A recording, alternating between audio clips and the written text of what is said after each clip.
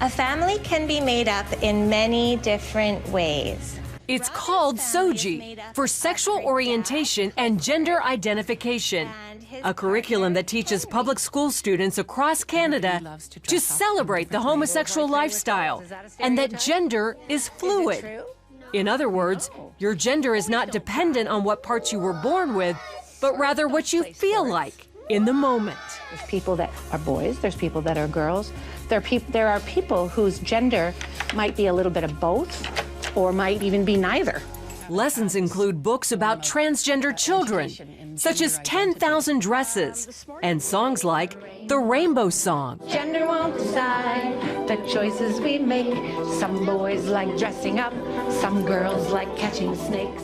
The SOGI curriculum started in British Columbia in 2016 and is quickly spreading throughout Canada. I just thought, who decided that this was okay to teach our children? Author and inspirational speaker Laura Lynn Tyler Thompson is a leading voice against the SOGI curriculum. And we are seeing the results of that now, because some kids are reacting very emotionally and saying, and they're in fear. Will I suddenly struggle with feeling like a different gender inside of my body? Carrie Simpson of Culture Guard, another leading opponent, calls the curriculum nothing short of child abuse. All those beautiful qualities that make young girls, beautiful girls and women, are being basically vilified. The things that make our boys boys are being, taken from them. So things of equating young men to being strong protectors is something that's now evil. But Morgan Auger, a transsexual and supporter, claims it's about acceptance, not indoctrination.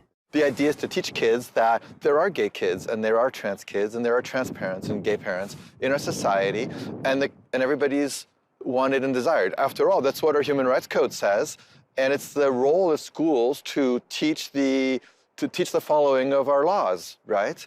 Simpson disagrees, saying she sees SOGI's real goal as altering our culture from a heteronormative society into one where anything goes, no boundaries, no values, no morals. It's a hedonistic cult, basically, what they're implying. Another blaring example, drag queen story time. It's happening in Canada and America, where some public schools and libraries invite drag queens, some dressed like horned demons, to read to young children. And it's a social deconstructionist agenda. They're using children, little 5-year-olds, to accomplish this. And parents are waking up and saying no. When asked about parents' rights, Auger says, well, actually, in Canada, parents' rights are limited. And